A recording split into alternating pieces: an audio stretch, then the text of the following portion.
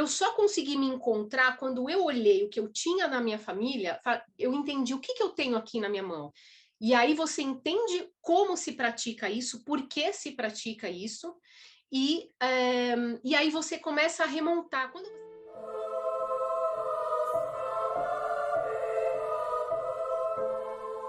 Olá, todo mundo que nos acompanha. Estamos aqui para aquele evento que acontece todos os meses, que é tão importante na vida das mulheres. Você sabe do que eu estou falando, né?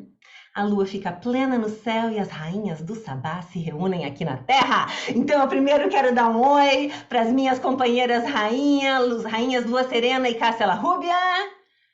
E a nossa convidada deste mês, que é Vanessa Lanário.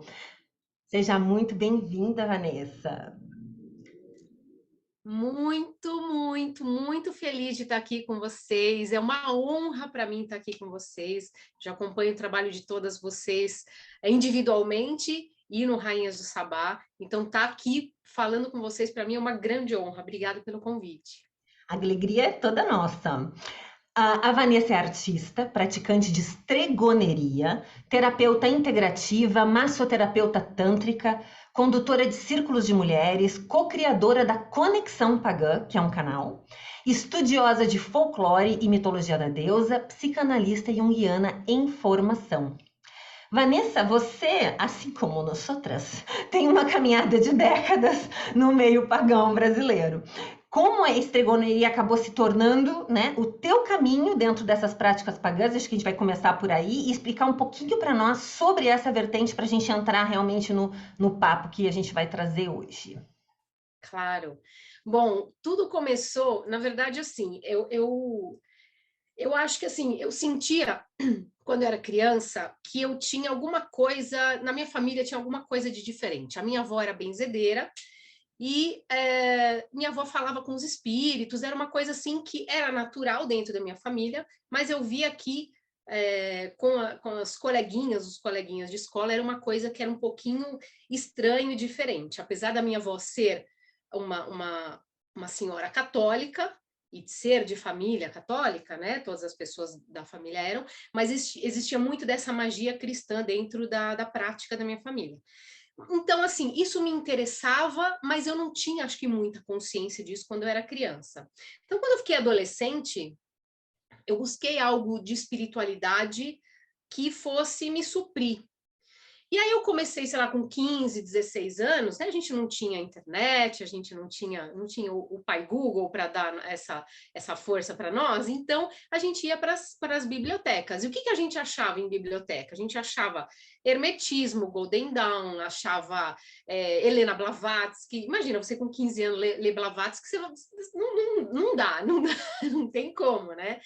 Então a gente lia alguma coisa de astrologia, então buscava alguma coisa que eu achava que era o meu caminho, o que foi muito importante até eu fazer o caminho que eu falei assim, bom, tem esse monte de informações aqui, esse monte de coisa que o que, que eu vou fazer com isso? Então, não existiam grupos, não existiam não tinha essa facilidade que a gente tem hoje, né? Logo depois veio a Wicca, eu participei de alguns eventos não, rituais abertos e tal, que eu achava também que era um caminho muito interessante, mas ainda não era o meu caminho.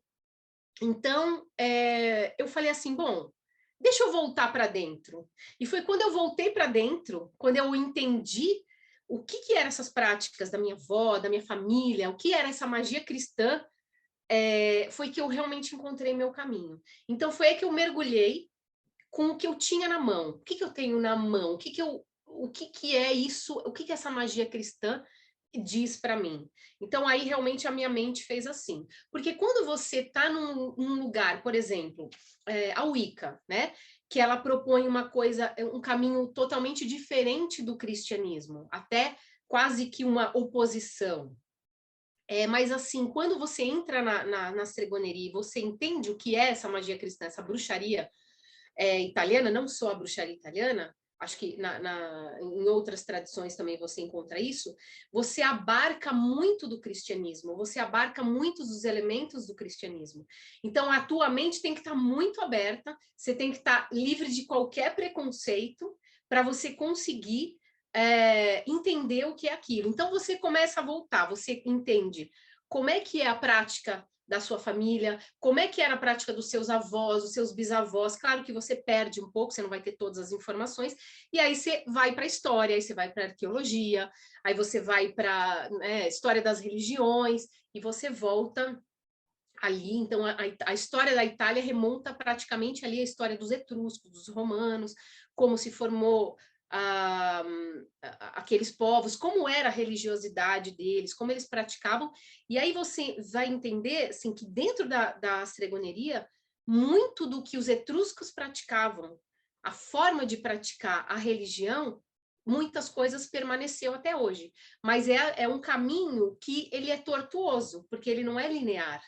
Então, a gente tem muita influência do cristianismo, e hoje, por exemplo, quando eu vou fazer um benzimento, eu não faço sem orações cristãs. Então, assim, não dá para você dissociar o paganismo do cristianismo dentro da astregoneria.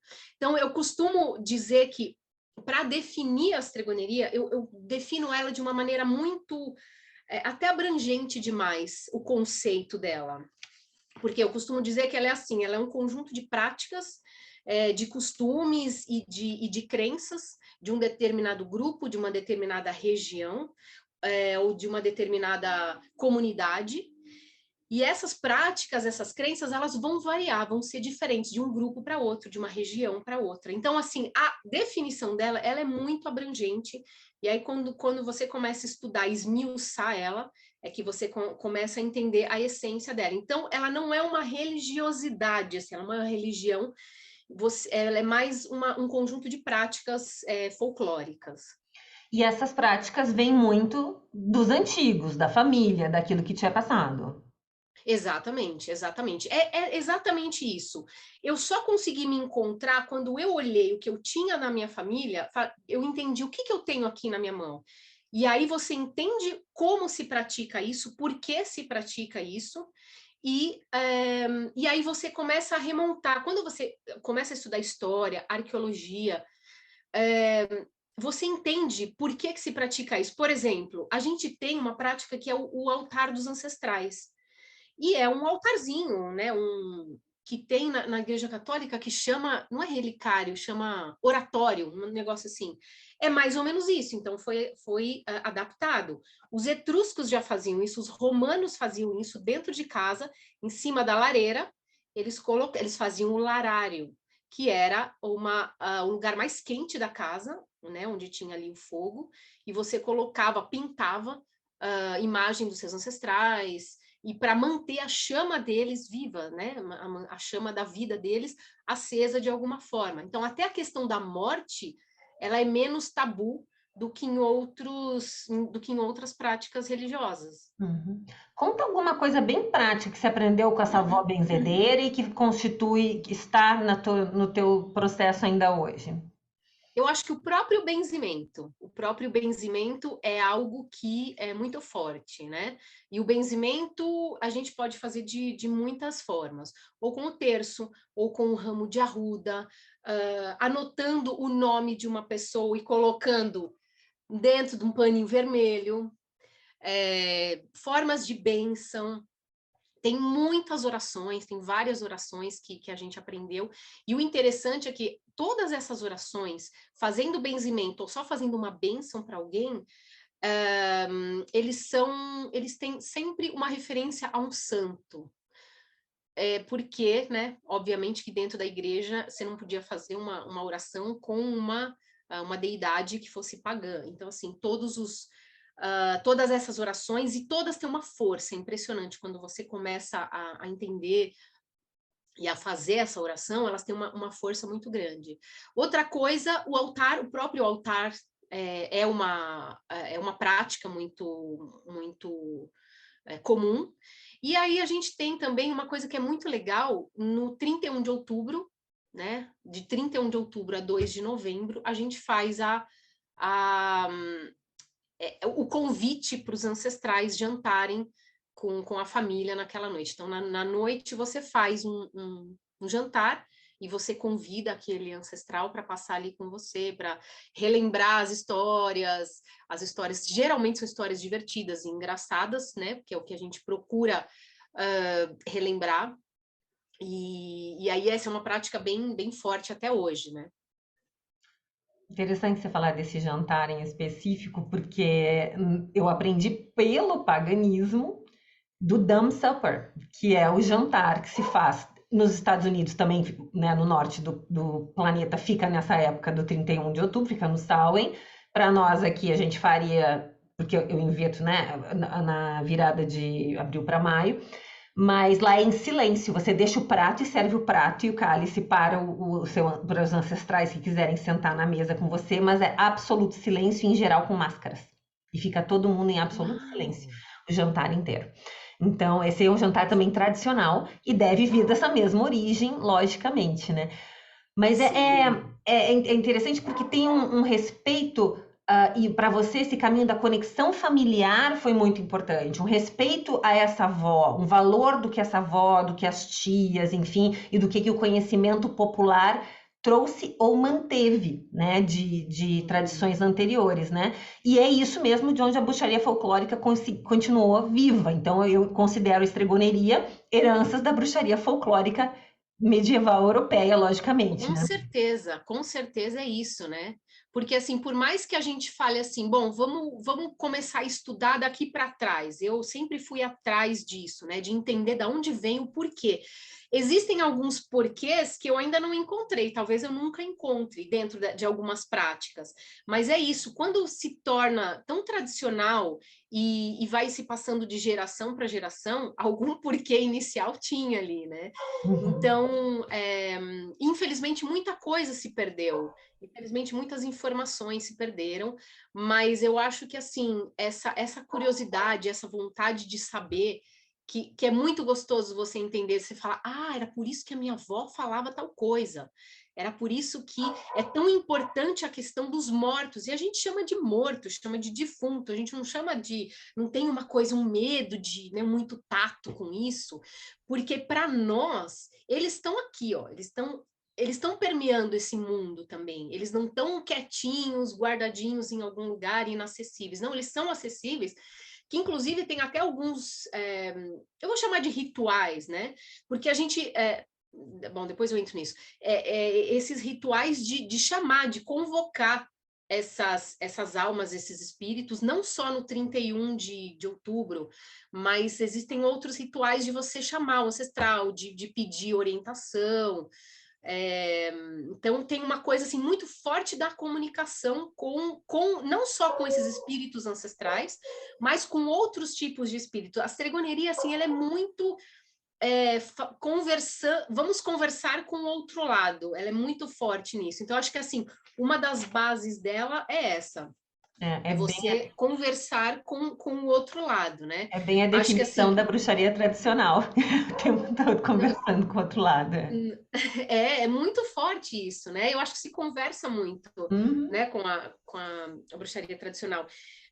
E aí tem assim a questão da ancestralidade, né? O conversar com o outro lado, né? Vamos chamar de necromancia. E aí os encantamentos, os benzimentos, as orações, as maldições. O italiano tem muito isso de maldição, é muito forte. É um povo que amaldiçoa tudo, né? Uhum. Então é muito forte isso. E não tem uma questão assim, isso é errado, isso não é errado. Quem coloca isso é o cristianismo, né? Depois de um tempo. Mas fazer uma maldição, fazer um encantamento, uma amarração, não são coisas ruins, não são vistas dessa forma, o que eu acho sensacional, né? Não tem esse maniqueísmo, é certo, errado, a lei tríplice, não tem nada disso. No Brasil, você É. está trazendo essa questão que você aprendeu de ancestrais italianos, né? De uma linhagem italiana. E no Brasil, a gente também tem uma herança ibérica, que também traz resquícios de tudo isso, né? E vem com ditos, gestos, saberes com ervas, cuidados populares, né? E em que medida, eu quero saber agora de Cássia e Lua, em que medida esses conhecimentos, né, que vêm talvez de tradições ibéricas ou italianas, fazem parte ou fizeram parte da prática de vocês? Lua, vamos começar com você. Olha, é muito gostoso, né, de ouvir a Vanessa, estava lembrando até do papo que a gente teve lá no Conexão, né? Bom, meu sobrenome é Funicelli, né? Então, eu tenho uma herança muito forte italiana. Na verdade, é como boa brasileira, a Feira das Nações aqui, mas é muito próxima, né? A parte italiana é muito próxima, assim como também boa parte dos brasileiros. Então, é bem interessante isso, porque carrego muito dessas questões. Até é emocionante de lembrar que a gente teve a oportunidade de trazer a minha sogra, que também tem uma herança muito forte ibérica e italiana, que agora já está do outro lado, e a minha mãe, para dar 2 vezes o curso de benzimento gratuito aqui na nossa escola. Então, as duas deram aberto assim para as pessoas. Isso foi muito importante. Tem filmagem delas ensinando, né, como fazendo os benzimentos e tal. E eu cresci também nesse meio, né, Vanessa? Assim, eu cresci com a minha avó benzedeira, então, assim, o pessoal batia em casa para Dona Conceição benzer, então eu cresci muito com isso. Ela era uma grande conhecedora de ervas, e ela, minha tia-avó, eu tenho lembranças muito gostosas da minha tia-avó, me levando assim para na rua para ir colher ervas, porque tinha lugares que ela não conseguia entrar, porque ela já era uma senhora e eu era uma menina, então ela falava: entra lá, pega aquela, tal, e a gente voltava cheia de ervas, e ela contava. Infelizmente muita coisa se perdeu, obviamente, porque elas faleceram, eu já era adulta, já me reconhecia como bruxa, então muita coisa eu consegui beber. E tinha muito disso, né? Essa questão da maldição. O meu avô, ele chamava Cristo Lazarento, ele tudo, né? Ele não queria nem saber, Cristo Lazarento, ele chamava assim.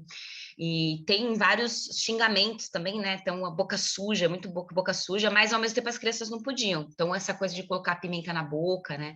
Era muito comum, assim, não, vocês não podem falar isso, né? Não pode.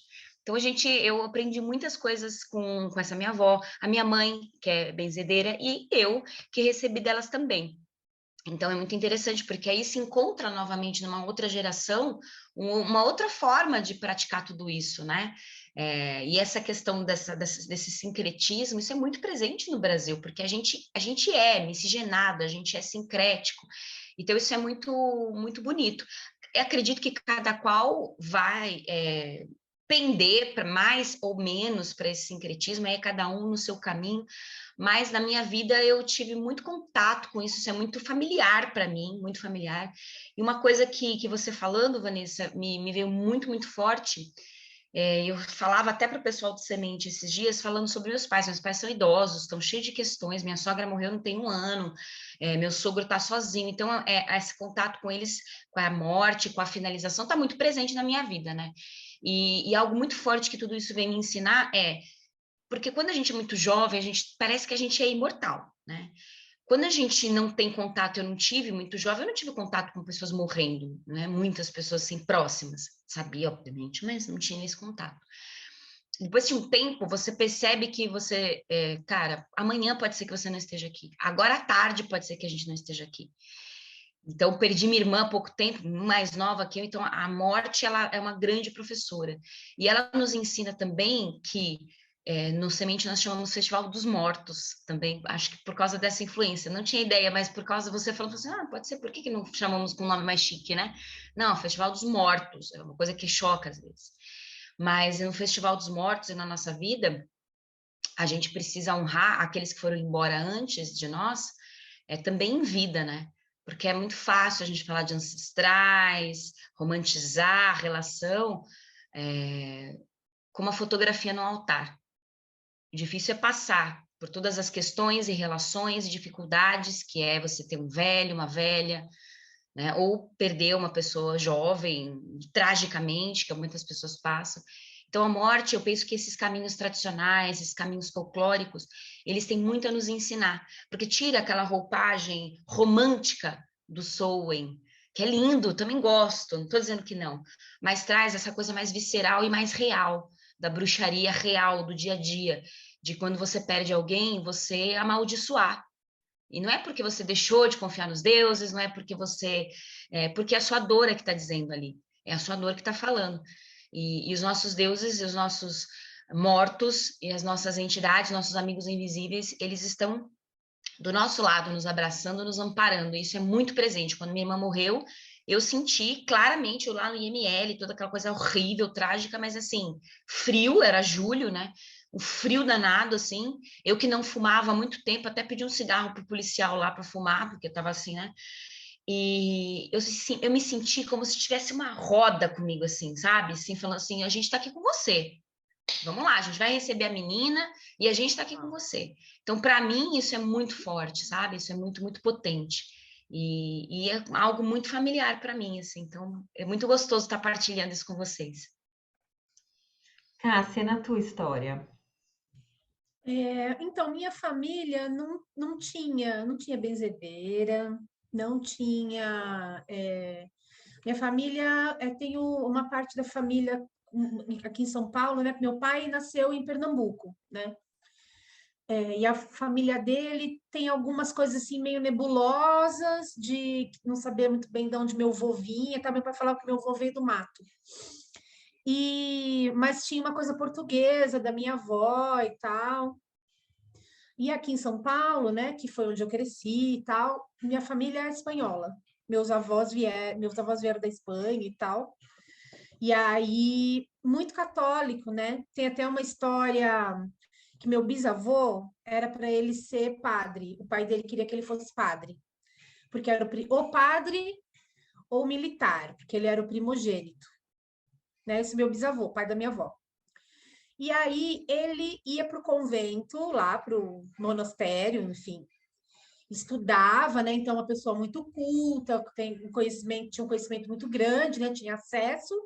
E aí, quando chegava perto dele ser ordenado, o, o superior, né, lá do lugar que ele ficava, mandava ele para casa, porque dizia que ele não tinha ainda a condição de ser ordenado. E ele era manco, porque quando ele era criança, bem festo, né?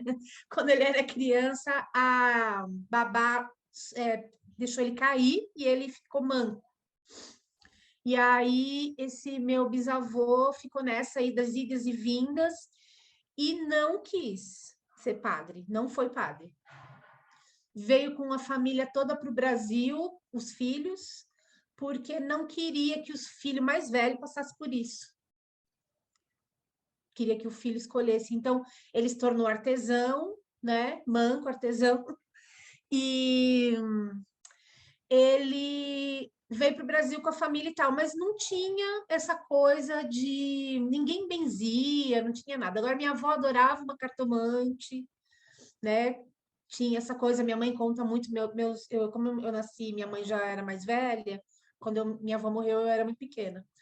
Mas então não tinha muito essa coisa, não. Mas eu, de criança, frequentava a igreja católica, porque minha mãe sempre foi muito católica, mas eu gostava muito de ir em benzedeira. Às vezes a gente ia. Minha mãe não era muito de levar, porque essas coisas eram meio resolvidas dentro de casa. Meu pai era evangélico, da Igreja Batista. Aí ele mesmo, às vezes eu ficava doente, ele fazia uma impostação de mão para ajudar eu a ficar boa, fazia uma oração, sabe? Eles trabalhavam com. E ninguém chamava isso de magia. Ninguém chamava isso de bruxaria. Mas estava ali. Minha mãe não gostava, até hoje minha mãe não gosta de tomar remédio, minha mãe está com quase 90 anos e não toma remédio, nem não gosta, só toma se não tiver jeito, estiver morrendo. E gostava de tratar com ervas, com chá, né, com limão, com mel, né? Tinha todas essas coisas que a gente até poderia chamar, né? Toda essa Mas coisa acho que é um familiar. resquício, né, Cássia? É um resquício de tudo Não, eu isso, acho né? que é total, mas no caso da minha família não tinha esses nomes, né? Não tinha o nome de benzedeira, não tinha o nome de bruxaria, em nenhum momento, nunca teve. Eu é que tive o interesse, porque a questão da Igreja Católica na minha vida começou a se tornar muito opressora, e aí eu procurei outra espiritualidade, porque eu não me encaixava mais ali. Durante a minha infância eu fui até líder de grupo de jovens da igreja, eu gostava muito de estar ali, porque eu gostava espiritualidade sempre foi importante para mim e sempre foi muito presente na minha família. Eu tenho tio pastor, eu já falei aqui isso no Rainhas.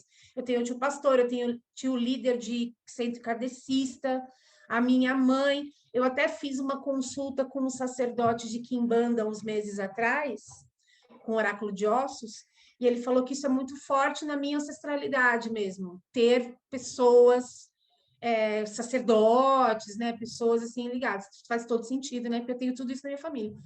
E aí eu fui procurar uma religião, né, uma espiritualidade que falasse mais comigo. E falando isso aqui para vocês, né, essa questão até da minha mãe de gostar de tratar com ervas e tal, mas nunca chamar isso de bruxaria, né? Eu percebo que já tinha ali, né, uma coisa, um embrião de algo que depois eu fui encontrar em outra espiritualidade, né? Mas é isso, gente. Assim é a minha história. Essa coisa que a Lua falou, né, das pessoas mortas, das nossas famílias, né, e a Vanessa também falou a respeito, é muito presente na minha vida, porque diferente da Lua, desde criança eu tive contato com pessoas morrendo. E quando eu nasci, como eu nasci mais tarde, digamos assim, na história da família, então tinha muitas pessoas idosas já, né, os tios da minha mãe, a minha avó mesmo, né? Um dos meus tios morreu com 54 anos, então foi cedo. Então eu sempre estava no cemitério, gente. Eu sempre estava ali no cemitério. E aí de criança, eu tinha umas visões com pessoas, as pessoas apareciam, eu via a minha avó andando na rua. Quando alguém ia morrer, eu sonhava com o meu avô.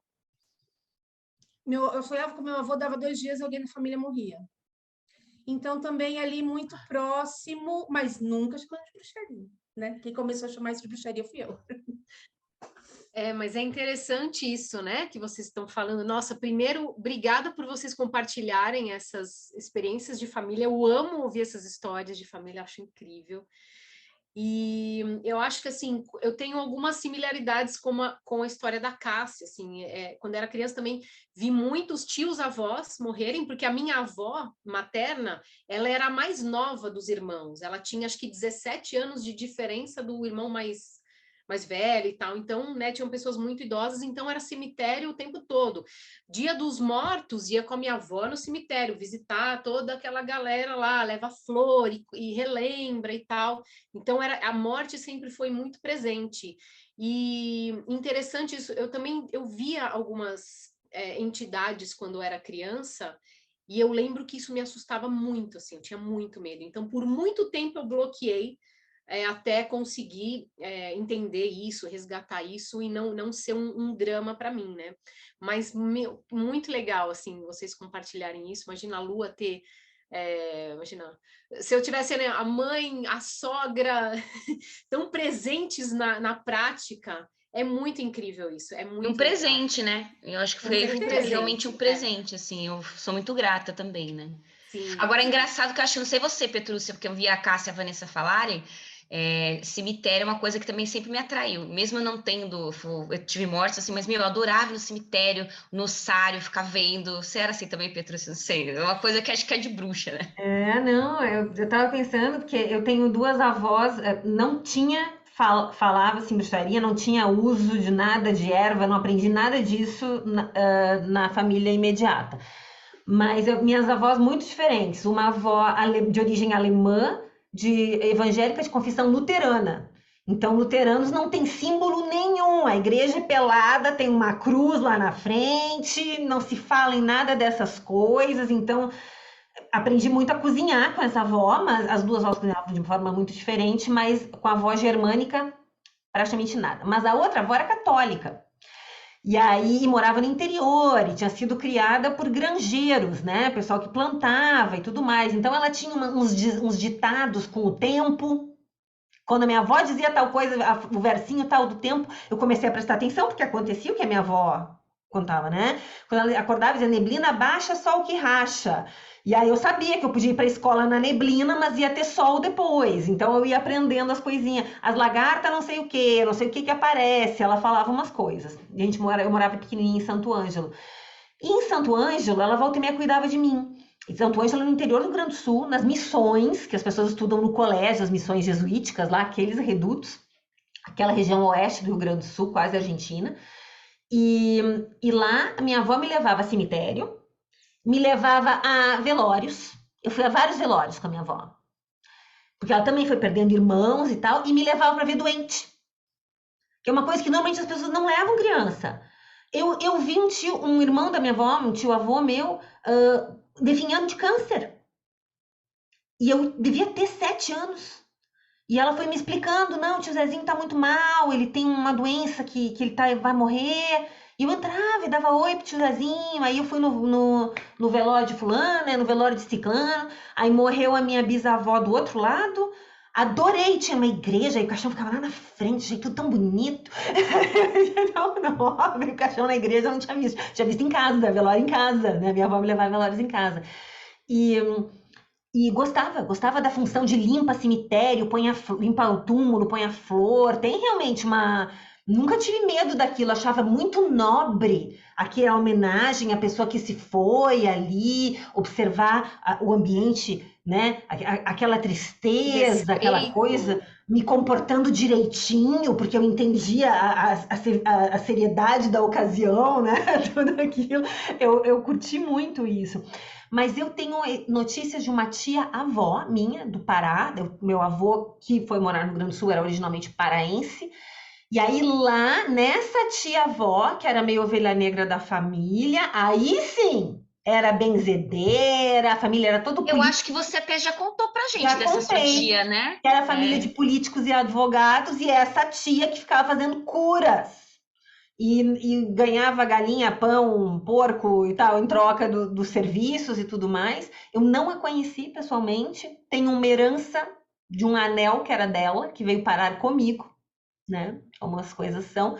Mas então foi muito torto. Mas é engraçado, porque acho que sempre, na minha história, depois eu me dei conta que aos 14 anos, eu conheci uma senhora em Porto Alegre que me passou muitos ensinamentos. E era velhinha, a dona Silvia Neves, e tinha a ver com a história de ser canhoto, ela tinha uma sociedade de canhotos, porque ela dizia que os canhotos tinham alguma coisa diferente, ela não era canhota, e ela falava com ETs, e ela falava de energias da Terra, ela era universalista. E ela me levou para a Fundação FEU, era uma coisa assim o nome, e aí eu ia uma vez por mês, eu queria buscar livros na FEU, eu era associada com 14 anos de idade, e sentava, eu saía do colégio, ela era perto da minha escola, eu saía, estava no 2º grau, sentava, primeiro, no 7ª e 8ª, e depois 2º grau, eu ia lá sentar na sala dela e ouvia ela me explicar coisas. Então eu tive uma senhora que me passou os primeiros conhecimentos, uma sede de espiritualidade que eu tinha, que não existia na minha família, e eu fui catando onde apareceu, e essa senhora meio me botou embaixo da asa e me recebia. Imagina que saco, você tá fazendo sei lá o quê, toca a campainha, tem de novo a pentelha que saiu do colégio, que é aprender coisas contigo. Mas eu sou muito grata, eu aprendi muita coisa com ela, foi minha entrada nos caminhos. Olha só, e daqui a pouco a gente que vai ser as velhas que vai ensinar. A gente já ensina, mas daqui a pouco vamos ser as velhas ensinando as novas que vão pentelhar a gente, né? Que a gente tenha a porta aberta e fique preparada para a campainha que vai tocar, né? Mas eu quero trazer agora para vocês a questão de que na Itália isso tem esse nome, que lá eu imagino que também meio toque o terror, falar em estregoneria, estrega e tal, também tenha talvez uma aura, né, entre os religiosos um pouco complicada, mas tem um nome, né? E aí, quando a gente traz para o Brasil esse nome, parece sofisticado, né? Estregoneria, ela é uma estrega. Mas aí, benzedeira, parece que fica assim lá embaixo, né? A gente tem uma discrepância. E eu fico pensando se essa não é uma das questões de que tem um preconceito dessa prática no Brasil, de misturar essas coisas folclóricas para quem é do paganismo, né? Porque se tem o conceito da estrega, e aqui nós temos a benzedeira, que é muito parecida com a estrega italiana, que preconceito tão forte, né? Como é que vocês veem o preconceito que tem no Brasil quanto à mistura dessas práticas folclóricas depois que chegou esse nome Wicca, ou bruxaria tradicional, ou...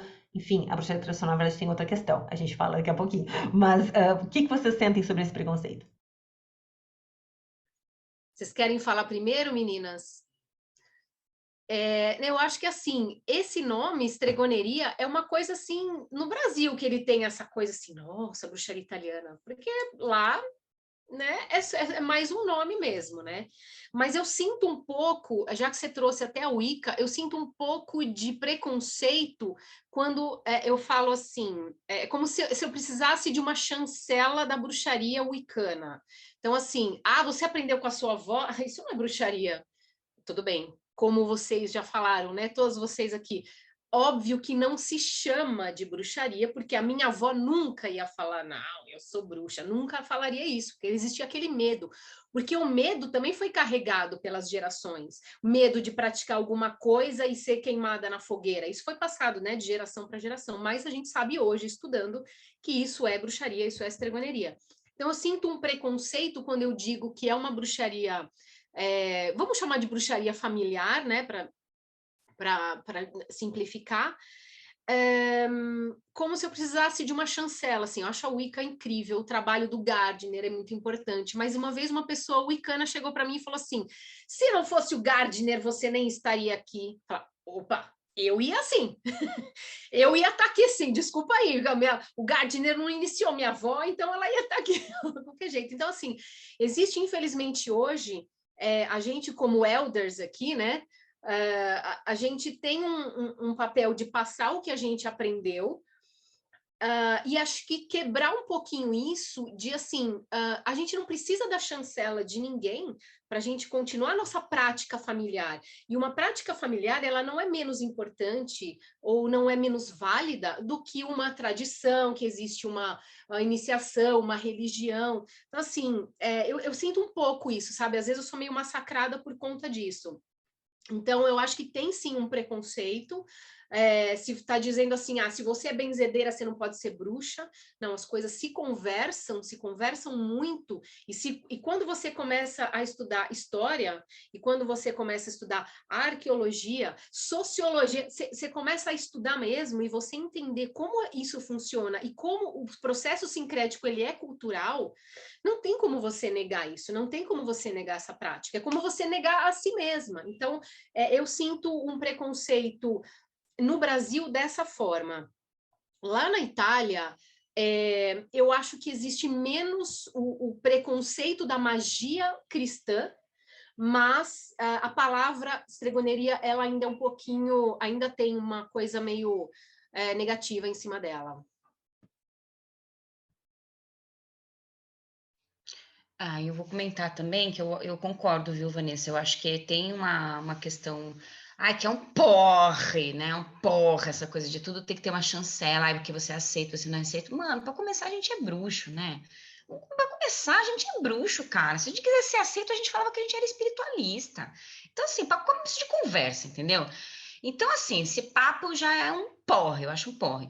Acho que a gente precisa lidar com maturidade, eu acho que todas nós aqui, nós quatro, a gente já tem uma maturidade ainda que a gente não absorva nas nossas práticas algumas coisas,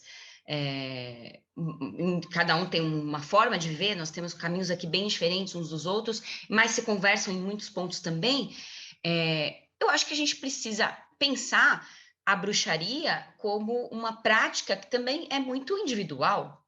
Até penso com relação ao meu grupo, né? Pô, tem um grupo que se estabelece, esse ano faz 12 anos, né? Fez 12 anos. Mas eu tenho mais tempo de solitária ainda do que em grupo. E eu tenho uma prática que é minha, saca? E que vai conversar com vários saberes que eu consigo hoje, com 43 anos, olhar de uma forma holística e que, de repente, eu tenho, para quem está iniciando, né, o pentelho que está começando agora, eu tenho que ir inserindo ele aos poucos. Né? Então, eu acho que a gente tem maturidade para conversar sobre esses assuntos. Eu adorei que vocês trouxeram isso, porque tem muito disso, né? A gente tem falas que são chavões, tipo, o iniciado pela avó. Não é uma iniciação formal, meu amor. Minha avó não me amarrou pelada, não, tá? Vocês sabem que a gente não sabe, vocês pensam que a gente não sabe, né? Minha avó não me amarrou pelada, não. Mas sim, eu aprendi muita coisa, e esses saberes, como a dona Silvia Neves, né, Petrúcia? Ela te iniciou, né? De certa medida, é uma iniciadora. Então, quando a gente fala nesse sentido, quem nos abriu as portas, quem nos deu os primeiros passos, quem nos segurou bebezinho assim, foi soltando a mãozinha para a gente andar sozinho, né? Então, são essas pessoas.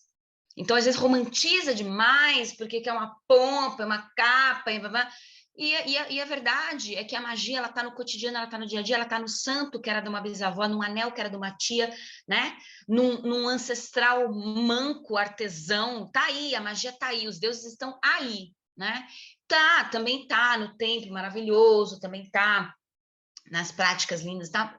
Também, né? Mas eu acho que uma coisa não precisa invalidar a outra, assim. Então eu acho que a gente tem que lidar assim mesmo e falar o que tem que falar. E assim, que se quiserem falar da gente, massacrar também a gente é bruxa, a gente tá acostumado, pode vir que tem mais, entendeu?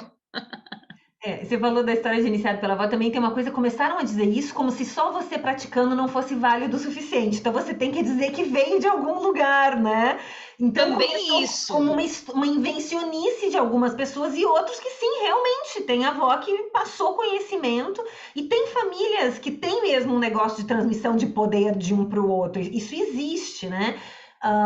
Então eu não tenho nada a acrescentar ao que Vanessa e Lua disseram. Cássia, você tem alguma coisa para acrescentar?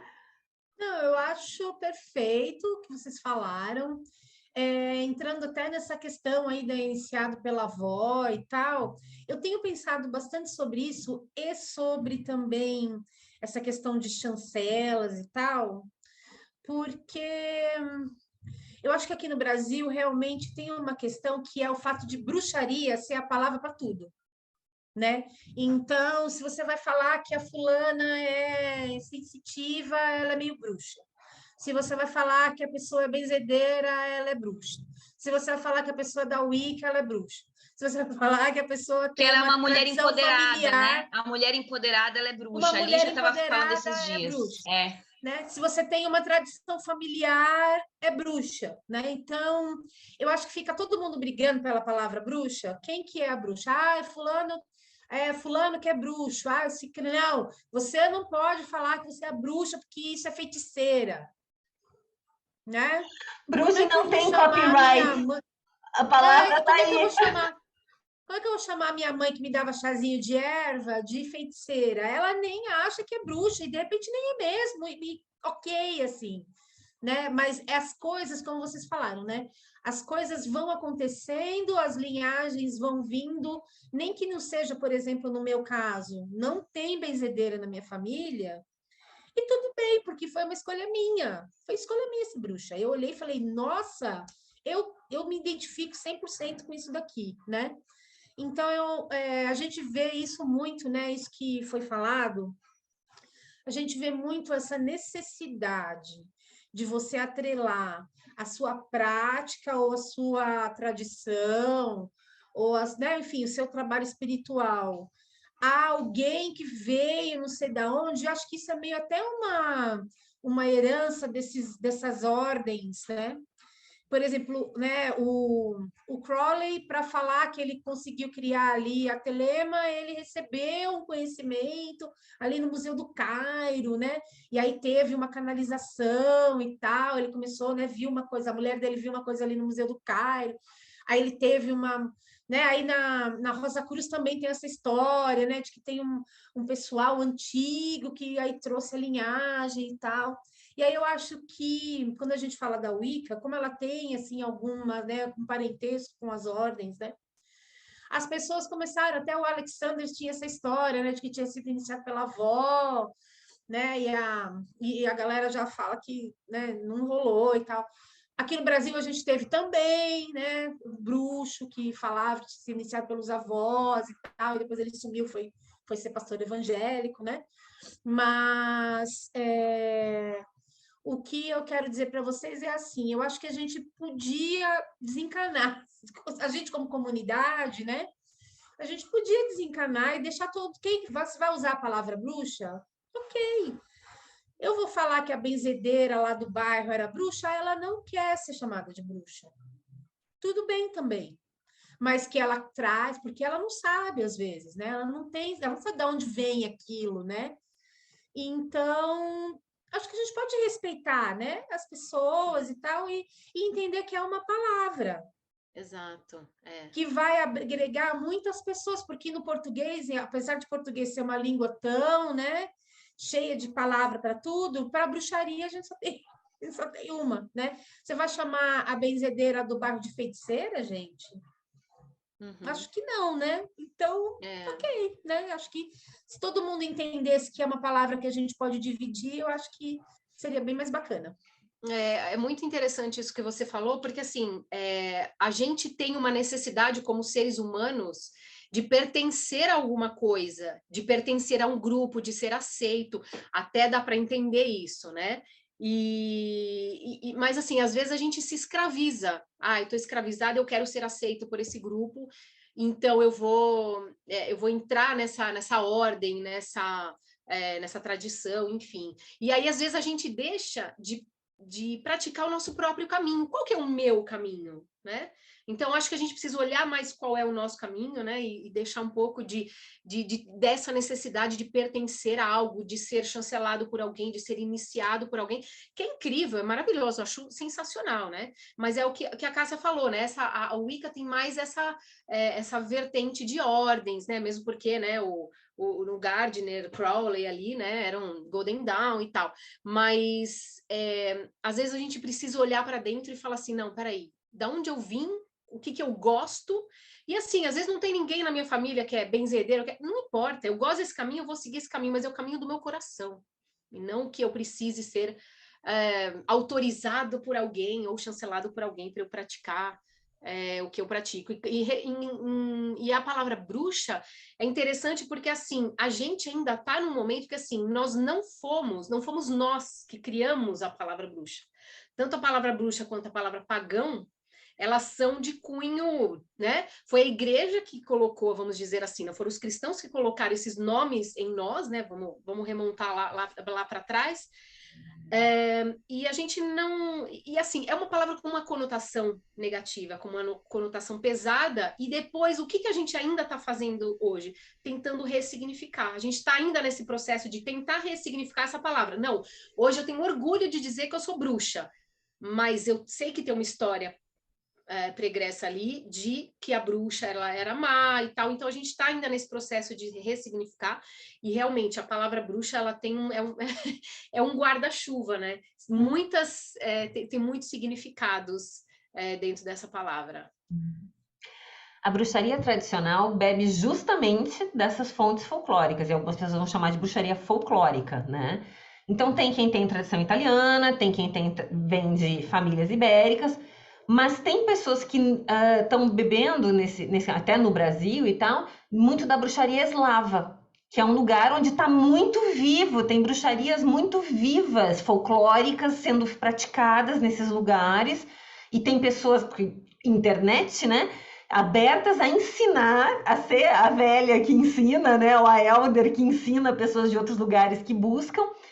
E eu queria perguntar, e aí, então essa vertente é uma vertente que valoriza justamente esses saberes, e que às vezes vai buscar realmente o que é folclórico, sem nada do cerimonial, né? E muito da feitiçaria em si, menos da devoção, como a gente quiser fazer essas percentuais aí da combinação de tudo.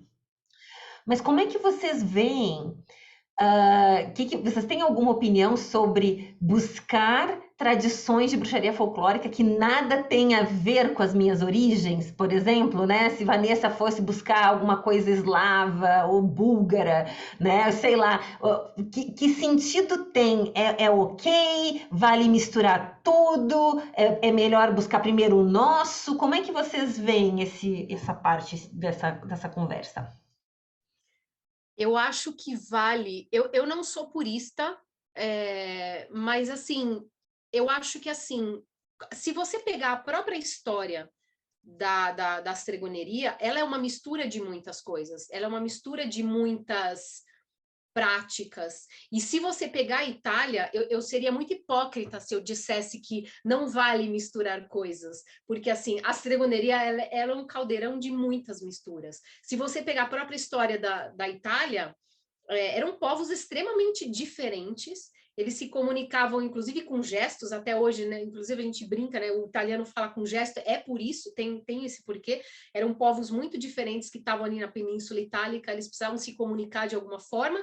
Depois, aquela salada de gente se torna Roma, e aí, né, a história, o resto a gente já conhece. Então, é uma mistura de muitas coisas, e eu acho válido, sim, se tiver sentido para você, eu acho válido, sim. Para mim, hoje, eu tenho as minhas buscas pessoais e assim, eu tenho muitas questões ainda não sem resposta dentro da minha prática, e eu ainda estou buscando isso, questões muito específicas, mas eu acho que, assim, todas essas práticas, quando você fala de bruxaria tradicional, como é um termo guarda-chuva também, uma prática às vezes se complementa na outra. Essa conversa entre culturas, essa conversa entre povos, eu acho que ela é muito válida. É que hoje a gente tem uma coisa assim um pouco também, é bruxaria eslava, é ibérica ou é italiana. Então é que a gente também busca uma identidade, talvez, né? Mas eu acho que é muito válido, sim. Eu acho que, só com um comentário, eu já passo para você, Cássia. Eu acho válido também. E assim, até comentando o que eu disse, falando novamente o que eu comentei antes, gosto de olhar para as minhas origens, eu gosto. Eu tenho a sorte de ser assim, essa Feira das Nações, então tem eslavo, tem português, então ibérico, tem alemão, tem escandinavo, então tem uma galera aí, né? Tem indígena, e aí tem indígena mais lá para América Central ali, tem indígena daqui, tem africanos, então eu gosto, tem desde o norte da África até o sul da África, então realmente, assim, é bem interessante toda essa mistura. Eu gosto de olhar, eu pego essa linha, sabe, assim, ai, que legal, deixa eu ver aqui os nórdicos, desde ali da Germânia até os escandinavos, mais para lá, assim, né, deixa eu ver aqui no leste europeu, aqui essa questão, como que é, então eu gosto disso. Quando penso na África, né? No norte da África, cara, que legal, o norte da África tá ali, ó, tá ali junto ali no Mediterrâneo, né? Aí a gente tem a parte ali da Ásia, onde hoje é Turquia, tem um miolo ali que eu acho super interessante. Então, eu sempre busco essa linha, que tem a ver com a minha origem, né? Com as minhas origens, mesmo aquelas que eu não sei. Mas eu também concordo de ir para além, sabe? Mesmo que eu não tenha, tipo, não tem nada. Eu tenho até no DNA, naquele exame de DNA, tem até Inuit, né? Então tem até ancestrais inuits. Então, assim, eu já acho máximo, assim, mas mesmo que eu não tivesse, sei lá, não tenho ancestral asiático, assim, asiático que eu digo japonês, vamos dizer, chinês, eu não tenho. Mas acho interessantíssimo estudar e gosto, e às vezes tem algumas divindades e seres desse folclore ali que me atraem, eu quero me aproximar, e eu vou chegando, às vezes eles não querem muito papo, mas às vezes querem, às vezes aqueles da minha própria linhagem também não querem muito papo, mas eu sou a pentelha, eu vou ficar velha e vou continuar sendo a menina pentelha que gosta de saber, né? Então eu acho super válido, assim, eu acho que é bacana e engrandece muito, né, como você trouxe, né, Vanessa? Engrandece muito a nossa prática, assim, aprender tudo isso, eu gosto. E você, Cássio? Eu acho válido. E entra naquela questão que eu falei da conversa anterior, né? Da pergunta anterior até que a Petrúcia trouxe. Que, assim, eu acho que a gente pode desvencilhar um pouco essa questão da ancestralidade, dependendo de como você trabalha, não a Vanessa, por exemplo, né? Que ela está inserida ali, né? Toda uma questão familiar e tal. Acho que a gente pode desvencilhar um pouco e trocar a questão eu só vou procurar algo que tenha a ver com a minha ancestralidade, se é uma escolha. Eu quero conhecer a bruxaria eslava, ou eu quero conhecer o paganismo nórdico, mesmo que eu não tenha, porque como hoje a gente tem um mundo tão globalizado e um acesso, né? Você conhece coisas assim superficialmente, mas você tem ali como ver o que é um pouco cada um. De repente aquilo te chama atenção e aí você tem interesse e você quer ir lá conhecer. A única coisa que eu vejo disso é assim, desde que isso seja algo que realmente, como a Vanessa falou lá no começo, né, da nossa conversa, uma hora ela parou e falou, não, deixa eu me entender aqui para saber o que é interessante para mim espiritualmente, né? Porque o perigo só é a gente ficar sempre atrás daquilo que é diferente, que ninguém é, né? Então, por exemplo, tem um monte de gente que é pagão tem uma bruxaria próxima do que é o Wicca. Tem um monte de gente que tem a roda do ano, né? E faz esse trabalho e tal, faz o sabás, comemora o sabás, né? Enfim, tem a lua, né? Ali faz os esbás e tal. Tem um monte de gente assim, mas eu quero ser diferente, porque eu quero falar sobre coisas diferentes, por exemplo, em rede social. Então, aí eu vou procurar aquilo que não tem ninguém fazendo para eu ir. Eu não acho que seja tão válido, né?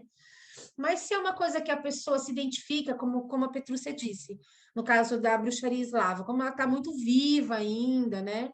E aí a pessoa tem um interesse por bruxaria folclórica e quer beber de uma fonte viva para poder, de repente, fazer uma iniciação, né? Ou para praticar mesmo, porque tem ali aquilo vivo e tal, eu acho super válido. E eu acho que você pode escolher tanto ligado à sua ancestralidade, que é maravilhoso, eu acho que é importante, ainda mais, né, em questões de bruxaria e tal, mas também se for uma escolha sua. E acho que pode ser tem muitas ancestralidades, né?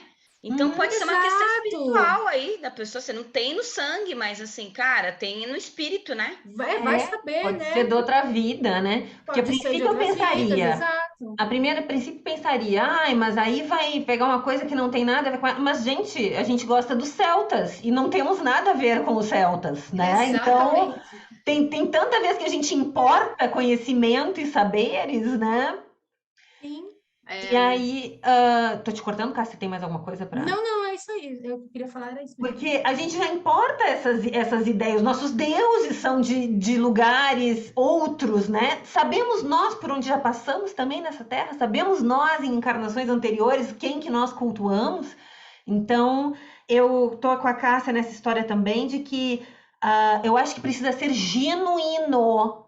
Precisa ser um chamado da alma. Nossa, eu vi isso. Exatamente, é isso. E isso me chamou. Esse negócio aqui falou comigo. Então eu vou nesse negócio aqui. E não exatamente porque, nossa, esse troço é super raro, não tem ninguém fazendo, é super instagramável. Eu vou atrás dessa vertente, Exatamente. porque é tudo... super tiktoktável. É tiktoktável, instagramável. Aí, decisão errada, né? Eu diria que... porque qualquer tradição que a gente vá tem que ser com respeito. Eu acho que tem que ter muito amor naquilo em primeiro lugar, né? Então, se tem respeito, se tem amor, se tem alma, pourquoi pas? Né? Com E certeza. até digo assim, se de repente você vai ali e você tem um interesse e você ouviu respeitosamente, entrou em contato, leu, teve a oportunidade, por exemplo, de falar com alguém e tal, e no fim aquilo não tinha a ver com você, tudo bem também. Mas isso que eu acho que tem que ser genuíno, exatamente. A palavra é essa. Não vejo nenhum problema, inclusive que isso não fale com ancestralidade. Tudo bem. Por que eu não posso escolher aqui, eu falar, eu quero ir por esse caminho, né? Eu quero conhecer e tal. E tem tanta coisa maravilhosa, né? Como a Lua disse. E eu sou muito disso, assim, também. Eu acho tudo tão lindo e fascinante que, às vezes, a gente quer ir ali conhecer um pouquinho, né? Só para saber como é e tal. Só pegando uma carona no que a Cássia está falando, a gente vai começar um grupo de estudos agora, dia 17, de estregoneria. E aí, a maioria das pessoas perguntou, eu não tenho família italiana, posso participar? É meio que isso, lógico, é isso. Se faz sentido para você, você vai embarcar nisso e vamos embora, vamos junto, né? Não precisa nem olhar para trás. O que a gente pode fazer junto aqui? Eu acho que vai ser super enriquecedor isso. Então a gente vai encerrar esse papo maravilhoso com essa ideia do olha para dentro e sente, né? Onde tua alma te puxa, onde é que tem acho que eu vou tentar aqui, quero ver isso aqui, tô precisando ver isso aqui, algo em mim fala. Né? Então tem esse grupo, legal saber, Vanessa, a gente vai listar os teus contatos, Instagram e Conexão Pagã, e te agradecemos imensamente por essa presença aqui conosco. Eu gostei demais dessa troca. Muito obrigada, Lua. Muito obrigada, muito Cássia. legal. Maravilhoso estar aqui com vocês. Ó, o tempo passou que eu nem percebi. Vocês são pessoas que eu admiro pra caramba. Eu acho que assim a gente sempre de práticas diferentes, mas a gente sempre tá trocando. E assim, muito obrigada pelo convite. Foi um prazer estar aqui com vocês. Sempre que precisarem de mim, precisarem da conexão, a gente está aí. Adoramos.